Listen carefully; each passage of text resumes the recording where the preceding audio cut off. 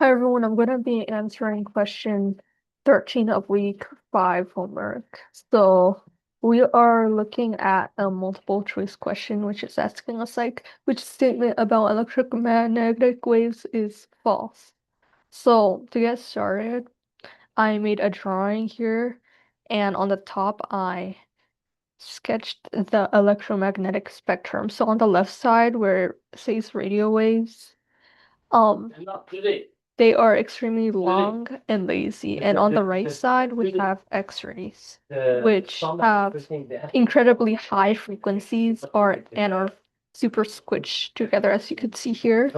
And so below that, I drew how an electromagnetic wave actually travels through space. So it consists of an electric field, which I drew going up and down. And then I also a magnetic field going side to side. And so they are perpendicular to each other and they both point perpendicular to the direction the wave is actually going. And to give a better visual on this, um, the blue part is the one going up and down, so it will be these ones. And then the one going side to side will be purple.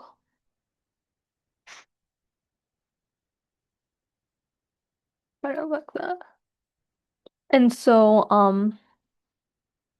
to prove which statement is false mathematically, we need to first define our variables. So first we have c, which is basically just the speed of light in a vacuum, as I wrote here, and it's measured in meters per second.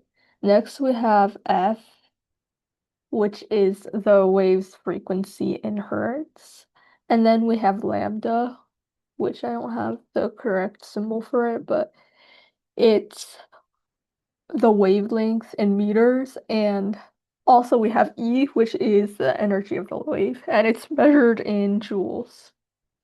And finally we have H, which is Planck's constant, which is measured in joules per second.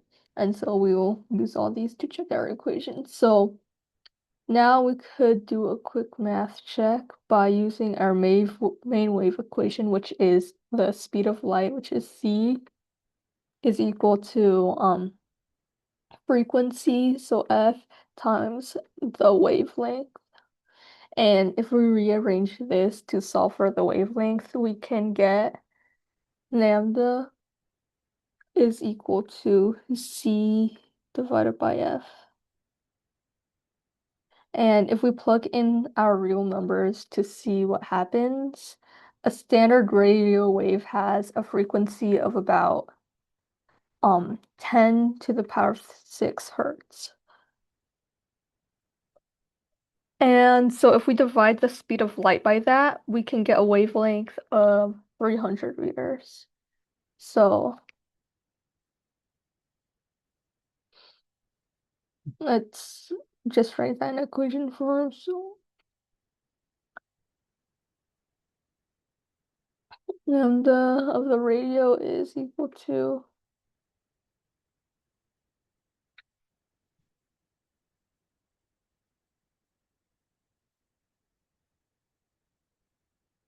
3.00, because that's c times 10 to the 8 meters per second over the standard hertz of a radio, which is 10 to the power 6. And that will give us approximately 300 meters.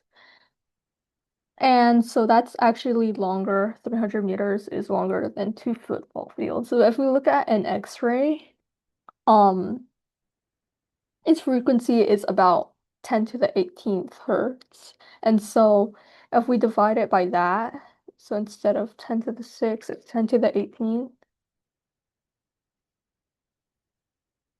we will actually get a wavelength of only 3 times 10 to the negative 10 meters. which is smaller than a singular atom. And so the calculation clearly shows that radio waves have a massive wavelength, while X-rays have incredibly tiny wavelength. And so now we can look back at our options to find the false statement. So the first option says that what lower frequency EM waves can be made by oscillating circuits, and that is true, and that's how we generate radio signal. So that's not the false option.